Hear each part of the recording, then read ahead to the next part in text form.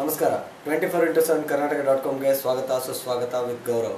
ಇವಾಗ ನಾವು ಕಣ್ಣಿಗೇರಿ ಪಂಚಾಯತಿ ಅಧ್ಯಕ್ಷ ಆದಂಥ ನಮ್ಮ ನಾಗರಾಜ್ ಅವ್ರನ್ನ ಭೇಟಿಯಾಗಕ್ಕೆ ಬಂದಿದ್ದೀವಿ. ನೋಡೋಣ ಅವರು ಯಾವ ರೀತಿ ಅವರ ಅನುಭವನ ಹಂಚ್ಕೋತಾರೆ ಅಂತ. ಸರ್ ನಮಸ್ಕಾರ. ಸರ್ ತಮ್ಮ ಹೆಸರು ಸರ್? ನಾಗರಾಜ್ ಶಂಕರ್ ಕೇಳ್ಕರ್. ನೀವು ಯಾವ ಪಂಚಾಯತಿಯಿಂದ ಗೆದ್ದು ಬಂದಿದ್ದೀರಾ? ನಾನು ಕಣ್ಣಿಗೇರಿ ಪಂಚಾಯತಿಯಿಂದ ಗೆದ್ಕೊಂಡು ಬಂದಿದ್ದೀರಾ ಸರ್. ನೀವು ಇವಾಗ ಯಾವ ಸ್ಥಾನದಲ್ಲಿದ್ದೀರಾ? ನಾವೀಗ ಕಣ್ಣಿಗೇರಿ ಪಂಚಾಯತದ ಅಧ್ಯಕ್ಷ, ಈಗ ಒಂದು ಸುಮಾರು 10 ತಿಂಗಳಿಂದ ಕಣ್ಣಿಗೇರಿ ಪಂಚಾಯತದ ಅಧ್ಯಕ್ಷರಾಗಿ ಅಧ್ಯಕ್ಷರಾಗಿ ಕಾರ್ಯನಿರ್ವಹಿಸ್ತಾ ಇದ್ದೀರಾ ಸರ್. ಇವಾಗ ಹೇಗೆ ಅನಿಸ್ತದೆ ಸರ್ ನಿಮಗೆ ರಾಜಕೀಯ ಜೀವನ? ರಾಜಕೀಯ ಜೀವನ ಹೇಗೆ ಅನ್ನೋದಕ್ಕಿಂತ ಅಡ್ಡಿ ಇಲ್ಲ, ಆದರೂ ನಮ್ಮ ನಿರೀಕ್ಷೆ ಮಟ್ಟಕ್ಕೆ ಜನಕ್ಕೆ ಮುಟ್ಲಿಕ್ಕೆ ಆಗ್ತಾ ಇಲ್ಲೋ ಅನ್ನುವಂಥ ನೋವುಂಟು. ಆದರೂ ಇದ್ದಿದ್ದರಲ್ಲೇ ಒಂದು ತುಂಬಿಸ್ಕೊಂಡು ಹೋಗುವಂಥ ಗುಣ ಇದ್ರೆ ಏನು ಸಮಸ್ಯೆ ಆಗೋದಿಲ್ಲ ಅನ್ನೋದು ನನ್ನ ಒಂದು ಭಾವನೆ. ಸರ್ ಇವಾಗ ನೀವು ಯಾವ ಪಕ್ಷದಿಂದ ಗುರುತಿಸ್ಕೊಂಡಿದ್ದೀರಾ ಸರ್ ತಮ್ಮನ್ನ ತಾವು? ನಾವು ಕಾಂಗ್ರೆಸ್ ಪಕ್ಷದಿಂದ, ಮೂಲತಃ ಕಾಂಗ್ರೆಸ್. ನಾವು ಇಲ್ಲಿ ನಾನು ನಮ್ಮ ಮೊದಲಿನ ಹಳೆ ನಮ್ಮ ಅಜ್ಜಿಯ ಕಾಲದಲ್ಲೂ ನಾವು ಕಾಂಗ್ರೆಸ್, ಈಗ ನಾವು ಕಾಂಗ್ರೆಸ್ ಅನ್ನೇ ಇರ್ತೇವೆ ಸರ್. ಇವಾಗ ಈ ಫಸ್ಟ್ ಟೈಮ್ ಎಲೆಕ್ಷನ್ ನಿಂತಿದ್ದೀರಾ, ಸೊ ಫಸ್ಟ್ ಟೈಮು ಗೆದ್ದು ಬಂದಿದ್ದೀರಾ. ಈ ಬಾರಿ ಗೆದ್ದಂತ ನಿಮಗೆ ಬಿದ್ದಿರುವಂಥ ಟೋಟಲ್ ವೋಟ್ ಏನಿತ್ತು ಸರ್? ನಮಗೆ ಇದು ಆರ್ಡರ್ ಸಣ್ಣ ಆಗಿರೋದ್ರಿಂದ, ಹಳ್ಳಿ ದೂರ ಮನೆ ಉಂಟು, ಅದಕ್ಕಾಗಿ ಮನೆಗಳು ದೂರ ಇರೋದ್ರಿಂದ, ಆದರೂ ಸುಮಾರು ಒಂದು 400 ವೋಟಲ್ಲಿ 330 ವೋಟಿಂಗ್ ಏನೋ ಆಗಿದೆ ಸರಿ ಸುಮಾರು. ಅದರಲ್ಲಿ 202 ವೋಟಿಂಗ್ ನನಗೆ ಆಗಿದೆ. ಸುಮಾರು ಒಂದು 72ರಿಂದ 70 ವೋಟಿಂಗ್ ಸುಮಾರು ಲೀಡಿಂಗ್ ಆಗಿ ಗೆದ್ದಿದ್ದೀರಾ ಸರ್. ಗೆದ್ದಂಥ ಸಂದರ್ಭದಲ್ಲಿ ನೀವು ಯಾವ ರೀತಿ ನಿಮ್ಮ ಸಂತೋಷನ ವ್ಯಕ್ತಪಡಿಸ್ಕೊಂಡ್ರಿ? ಈ ಒಂದು ಸಣ್ಣ ಏಜಲ್ಲಿ ನೀವು ಎಲೆಕ್ಷನ್ ನಿಂತು ಗೆದ್ದು ಬಂದಿದ್ದೀರಾ, ಜನಸೇವೆ ಮಾಡೋಣ ಅಂತ. ಸೊ ಯಾವ ರೀತಿ ಒಂದು ಸಂತೋಷನ ವ್ಯಕ್ತಪಡಿಸ್ಕೊಂಡ್ರಿ ಗೆದ್ದಂಥ ಸಂದರ್ಭದಲ್ಲಿ? ಗೆದ್ದಂಥ ಸಂದರ್ಭದಲ್ಲಿ ನಾ ಯಾವತ್ತೂ ಭಾಳ ಕಷ್ಟ ಅನ್ನೋದಕ್ಕಿಂತ ಸ್ವಲ್ಪ ಮಟ್ಟಿಗೆ ಕಷ್ಟದಿಂದ ಬಂದಿದ್ರಿಂದ ನಾನು ಯಾವತ್ತೂ ಗೆದ್ದಾಗ ಬೀಗಲಿಲ್ಲ. ಯಾಕಂದರೆ ಗೆದ್ದಾಗ ನಮ್ಗೆ ಜವಾಬ್ದಾರಿ ನಮ್ಗೆ ಹೆಚ್ಚಾಗ್ತದೆ. ಗೆದ್ದ ಮೇಲೆ ಆ ಜನಕ್ಕೆ ನಾವು ಮುಟ್ಟಬೇಕಾಗ್ತದೆ. ಗೆದ್ದ ಮೇಲೆ ಅವರ ಒಂದು ಸೇವಕರಾಗಿ ನಾವು ದುಡಿಬೇಕಾಗ್ತದಲ್ಲ, ಅದಕ್ಕಾಗಿ ಖುಷಿ ಪಡೋದಿಲ್ಲ ಅಂತ ಹೇಳಿದ್ರೆ ಖುಷಿ ಪಡೋದು. ಆದರೆ ಅದ್ರ ಜೊತೆಯಲ್ಲಿ ಜನರಿಗೆ ಯಾವ ರೀತಿ ಸಹಾಯ ಸಹಕಾರ ನಮ್ಮಿಂದ ಮಾಡಬೇಕು, ಅದಕ್ಕೆ ನಮ್ಮ ಕಾರ್ಯಕರ್ತರು ಇರ್ತಾರೆ, ನಮ್ಮ ಲೀಡರ್ಸ್ ಮಂದಿ, ನಮ್ಮ ಗೆಲುವಿಗೆ ಯಾರ್ಯಾರು ಕಾರಣ ಆಗಿದ್ದಾರಲ್ಲ ಅವ್ರಿಗೆ ನಾನು ಆಭಾರಿಯಾಗಿದ್ದೇನೆ. ಆ ಒಂದು ಸೂಚನೆಯನ್ನು ಮೊದಲೇ ಕೊಟ್ಟು ಜನಕ್ಕೆ ನನಗೆ ವೋಟಿಂಗನ್ನು ಕೊಟ್ಟು ಗೆಲ್ಲಿಸಿದಂಥ ಜನಕ್ಕೆ ಕೃತಜ್ಞತೆಯನ್ನು ಅರ್ಪಿಸಲಿಕ್ಕೆ ಮನೆ ಮನೆ ಭೇಟಿ ಕಾರ್ಯಕ್ರಮ ಇಟ್ಕೊಂಡು ಅವ್ರ ಜೊತೆ ಏನು ಸಂವಾದವನ್ನು ಮಾಡಿದ್ದೇನೆ. ಈ ರೀತಿಯಾಗಿ ನನ್ನ ಖುಷಿಯನ್ನು ವ್ಯಕ್ತಪಡಿಸಿದ್ದೇನೆ ಸರ್. ಇವಾಗ ಗೆದ್ದು ಬಂದಮೇಲೆ ಈ 3 ವರ್ಷ ಅವಧಿಯಲ್ಲಿ ನೀವು ಯಾವ ರೀತಿ ಒಂದು ಜನಸೇವೆ ಅಂತ ಮಾಡಿದ್ದೀರಾ? ಜನಸೇವೆ ಅನ್ನೋದಕ್ಕಿಂತ ನಾವು ಈಗ ಹೊಸದಾಗಿ ಬಂದಿರೋದ್ರಿಂದ ಅನುಭವದ ಕೊರತೆನೂ ಉಂಟು. ಅಂತ ಓಪನ್ ಆಗಿ ಹೇಳಲಿಕ್ಕೆ ಇಷ್ಟಪಡ್ತೇನೆ. ಆದರೂ ನಮಗೆ ಬೆನ್ನೆಲುಬು ಆಗಿರುವಂಥ ನಮ್ಮ ಲೀಡರ್ಸ್ಗಳು, ನಮ್ಮ ಕಾರ್ಯಕರ್ತರಿರ್ಬೋದು, ನಮಗಿರುವಂಥ ಒಂದು ಸಂಪನ್ಮೂಲಗಳನ್ನು ಬಳಸ್ಕೊಂಡು, ಪಂಚಾಯತಿಯಲ್ಲಿರುವಂಥ ಅನುದಾನಗಳು ಬಳಸ್ಕೊಂಡು, ಪಂಚಾಯತ್ ಒಂದೇ ಅಲ್ಲ, ನಮಗೆ ಜನಸೇವೆ ಮಾಡಲಿಕ್ಕೆ ಅನೇಕ ಬೇರೆ ಬೇರೆ ವ್ಯವಸ್ಥೆಗಳು ಉಂಟು. ಅದ್ರ ಮೂಲಕ ಜನಕ್ಕೆ ಅವ್ರಿಗೊಂದು ಕಷ್ಟಕ್ಕೆ ಮುಟ್ಟುವಂಥ ವ್ಯವಸ್ಥೆಯನ್ನು ಮಾಡಿದ್ದೇನೆ. ಸರ್ ಇವಾಗ ಯಾವ ರೀತಿ ಒಂದು ಅವರ ಪ್ರಾಬ್ಲಮ್ಸ್ನ ಸಾಲ್ವ್ ಮಾಡಿದ್ದೀರಾ? ಅಂದರೆ ಯಾವ ರೀತಿ ಒಂದು ನೀವು ಕೆಲಸನ ಮಾಡಿದ್ದೀರಾ? ಜನಕ್ಕೆ ನಾನು ಯಾವತ್ತೂ ನಾನೊಬ್ಬ ದೊಡ್ಡ ವ್ಯಕ್ತಿ ಅಂತ ಗುರುತಿಸ್ಕೊಳ್ಳದೆ, ಅವರಲ್ಲಿ ಒಬ್ಬರಾಗಿ ಅವ್ರ ಕಷ್ಟ ನಷ್ಟನ ಅರ್ಥ ಮಾಡಿಕೊಂಡು ಅವರ ಜೊತೆ ಸಹಭಾಗಿತ್ವವಾಗಿ ನನ್ನಿಂದ ಆಗದೇ ಇದ್ದರೂ ಅವರಿಗೆ ಬೆನ್ನೆಲುಬಾಗಿ ಬೇರೆಯವರಿಂದ ಆದರೂ ಮಾಡಿಸ್ಕೊಡುವಂಥ ವ್ಯವಸ್ಥೆ. ಒಟ್ಟು ಅವರಿಗೆ ನಾನು ಅವರ ಪ್ರತಿನಿಧಿ ಆದರೂ ಅವರಿಗಿಂತ ನಾ ದೊಡ್ಡವನಲ್ಲ ಅನ್ನುವ ಭಾವನೆಯಿಂದನೇ ಹೋಗ್ತಾ ಇದ್ದೇನೆ. ಸರ್ ಏನೆಲ್ಲ ಕೆಲಸ ಕಾರ್ಯಗಳನ್ನು ಮಾಡಿರ್ಬೋದು ಸರ್? ಒಂದು ರೋಡ್ ಆಗಿರಲಿ, ಒಂದು ಗಟ್ರ ಇಲ್ಲ, ಆ ಥರ ಏನಾದರೂ ಕೆಲಸ ಕಾರ್ಯ ಅನುಕೂಲತೆ ಮಾಡಿಕೊಟ್ಟಿದ್ದೀರಾ? ನಮ್ಮ ಪಂಚಾಯತಿ ಹಿಂದುಳಿದ ಪಂಚಾಯತಿ ಆಗಿರೋದ್ರಿಂದ ಇಲ್ಲಿ ಬಹಳ ವರ್ಷದಿಂದ ಅನೇಕ ಕೆಲಸಗಳು ಆಗದೆ ಇದ್ವು. ಆದರೂ ಅದಕ್ಕೆಲ್ಲ ಒಂದು ಚಾಲನೆಯನ್ನು ಹೇಳ್ಕೊಟ್ಟಿದ್ದೀನಿ. ಪಂಚಾಯತಿಯಲ್ಲಿ ಇರುವಂಥ ಅನುದಾನ ಕಡಿಮೆ ಇದ್ರು, ಈಗ ರಸ್ತೆಗಳ ವಿಚಾರ ಇರ್ಬೋದು, ರಸ್ತೆನೇ ಆಗದೆ ಇರುವಂಥ ಎಷ್ಟೋ ಮನೆಗಳಿದ್ದಾವೆ. ಈಗ ಸರ್ಕಾರ ಏನಂತ ಇದೆ, ಒಂದು ಮನೆ ಕಡೆ ರಸ್ತೆ ಮಾಡ್ಬೇಕಂದ್ರೆ 20-30 ಮನೆ ಇರ್ಬೇಕು. ಆದ್ರೆ ಈ ಭಾಗ ಆ ರೀತಿ ಅಲ್ಲ. ಈ ಕಾಡಿನಲ್ಲಿ 1-2 ಮನೆ ಇರ್ತದೆ, ಅಲ್ಲಿ ರಸ್ತೆಗಳನ್ನು ಮಾಡ್ಬೇಕಾಗ್ತದೆ. ಏನು ನಮ್ಮ ಪಂಚಾಯತಿಯಲ್ಲಿ ಇರುವಂತ ಅನುದಾನಗಳು ಸಾಕಾಗದೇ ಇದ್ರು, ಅದು ಕಡೀಕರಣ ಡಾಂಬರೀಕರಣ ಆಗ್ಲಿಕ್ಕೆ ಹೋಗದೇ ಇದ್ರು, ಕಚ್ಚಾ ರಸ್ತೆಗಳನ್ನು ಎಲ್ಲಾ ಮನೆಗಳಿಗೂ ಸುಮಾರು ಒಂದು 90% ಆಫ್ ರಸ್ತೆಗಳನ್ನು ಈಗ ಆಲ್ರೆಡಿ ಕಚ್ಚಾ ಘಟಕ ರಸ್ತೆಗಳನ್ನು ಮುಗಿಸಿದ್ದೇನೆ.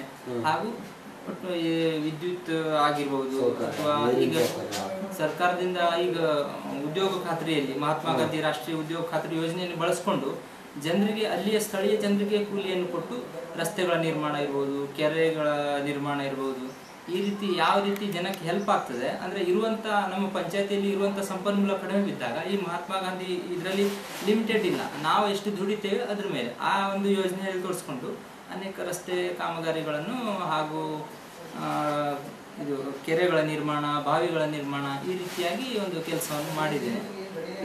ಈ 3 ವರ್ಷದಲ್ಲಿ ಈ ರೀತಿ ಎಲ್ಲ ಕೆಲಸ ಕಾರ್ಯಗಳನ್ನ ಕಡೆಗೆ ಸರ್ಕಾರದಿಂದ ಒಂದು ಜಲ ನಿರ್ಮಲ ಹೇಳಿ ಸ್ಕೀಮ್ ಬಂತು. ಇದರಲ್ಲಿ ಜನರ ಸಹಭಾಗಿತ್ವದಲ್ಲಿ ಯೋಜನೆಯನ್ನು ಅನುಷ್ಠಾನ ಮಾಡುವುದು.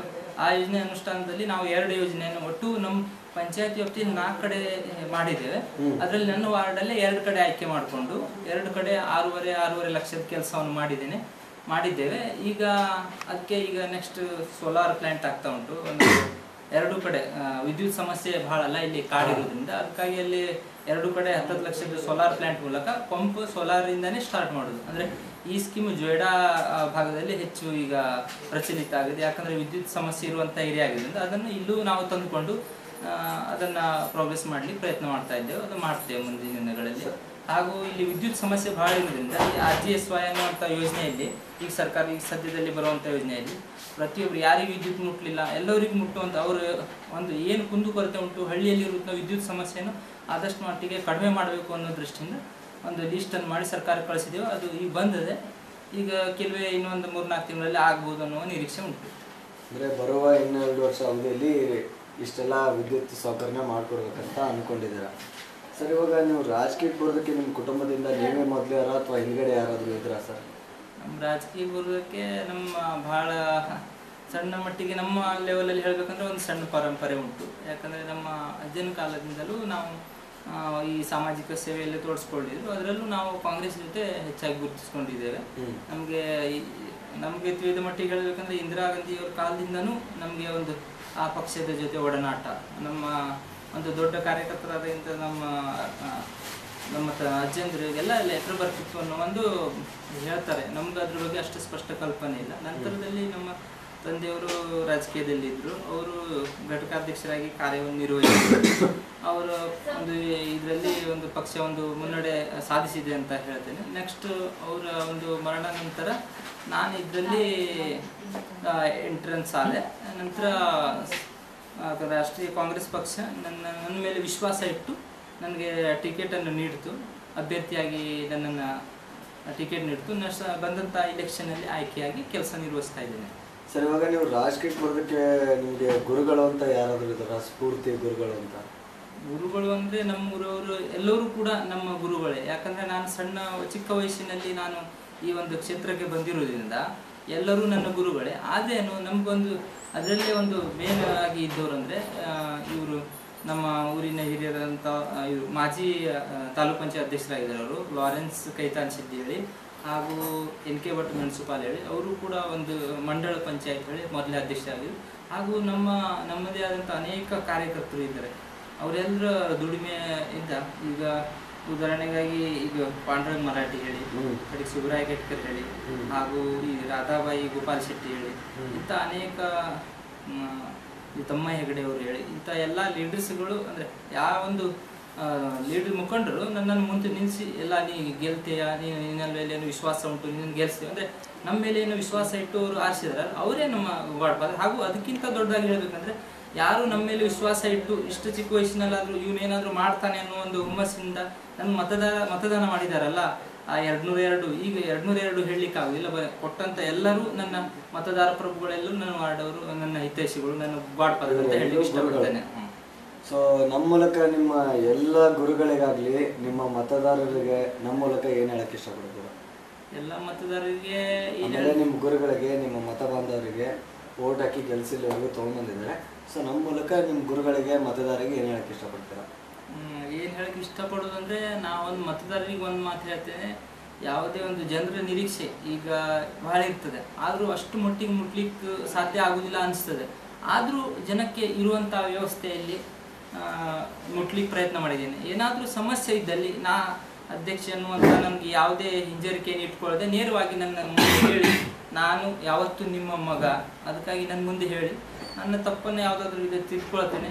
ಮತ್ತು ಮುಂದಿನ ದಿನಗಳಲ್ಲಿ ನಿಮ್ಮ ಜೊತೆ ನಾನು ಮಾಡಿರುವಂಥ ತಪ್ಪನ್ನು ತಿದ್ಕೊಳ್ಳಿಕ್ಕೆ ಪ್ರಯತ್ನ ಮಾಡ್ತೇನೆ. ಹಾಗೂ ನನ್ನ ಮುಖಂಡರಿಗೆ ಏನು ಹೇಳ್ತೇನೆ ಅಂದರೆ, ನನ್ನ ಮೇಲೆ ಇಷ್ಟು ವಿಶ್ವಾಸ ಇಟ್ಟು ನಂತರ ಬಂದಂಥ ಅಧ್ಯಕ್ಷ ಚುನಾವಣೆಯಲ್ಲೂ ಅನೇಕ ಏರಿಳಿತಗಳ ನಡುವೆಯೂ ನನ್ನ ಮೇಲೆ ವಿಶ್ವಾಸ ಇಟ್ಟಿದ್ರಲ್ಲ, ನಾ ಮಾಡಿರುವಂಥ 2.5 ವರ್ಷದ ಅವಧಿಯಲ್ಲಿ ಸಾಧನೆ ಅನ್ನೋದಕ್ಕಿಂತ ನನ್ನ ಒಂದು ನಡವಳಿಕೆಯನ್ನು ನೋಡಿ ನನಗೆ ಈ ಹುದ್ದೆಗೆ ತಾವು ಅವಕಾಶ ಮಾಡಿಕೊಟ್ರಿ. ನಮ್ಮ ಈಗ ಹಾಲಿ ಗೆದ್ದಿರುವಂಥ ನಮ್ಮ ಶಾಸಕರಾದಂಥ SM ಹೆಬ್ಬಾರ್ ಅವರೆಲ್ಲ ನನ್ನ ಮೇಲೆ ವಿಶ್ವಾಸ ಇಟ್ಟು ನನಗೆ ಅಧ್ಯಕ್ಷ ಸ್ಥಾನವನ್ನು ನೀಡಿದಾರಲ್ಲ, ಅವರಿಗೆಲ್ಲ ನಾ ಒಂದೇ ಮಾತು ಹೇಳ್ತೇನೆ, ನಾ ಎಲ್ಲಿ ಎಡವಿದ್ರು ನನಗೆ ಹೇಳಿ, ಇಲ್ಲ ಹೀಗೆ ಹೋಗಬೇಕು, ಇಲ್ಲ ಹೀಗೆ ಹೋಗಬೇಕಾಗಿತ್ತು ಹೇಳಿ. ನಾನು ನಿಮ್ಮ ಯಾವ ಮಾತನ್ನು ಯಾವತ್ತೂ ಕೇಳ್ತೇನೆ, ಮೀರಲ್ಲ. ಅದಕ್ಕಾಗಿ ಯಾವುದೇ ಟೈಮಲ್ಲೂ ನಾನು ಕಷ್ಟದಲ್ಲಿ ಇರಲಿ ಅಥವಾ ಮತದಾರರು ಯಾರೇ ಇರಲಿ, ಎಲ್ಲರೂ ಸಹಭಾಗಿತ್ವದಲ್ಲಿ, ಎಲ್ಲರೂ ಹೊಂದಾಣಿಕೆ ಮೇಲೆ, ಎಲ್ಲ ಯಾರಿಗೂ ಕಷ್ಟ ಬಂದರೂ ಎಲ್ಲರೂ ಒಂದೇ ಇದರಲ್ಲಿ ಸೇರ್ಕೊಂಡು ಹೋಗುವ, ದಡ ಮುಟ್ಟುವ ಅಂತ ಹೇಳಲಿಕ್ಕೆ ಇಷ್ಟಪಡ್ತೀನಿ. ಸರಿ ಸರ್, ಎಷ್ಟು ಕಾಲ ನಮ್ಮ ಜೊತೆ ಮಾತಾಡೋದಕ್ಕೆ ತುಂಬ ಧನ್ಯವಾದಗಳು.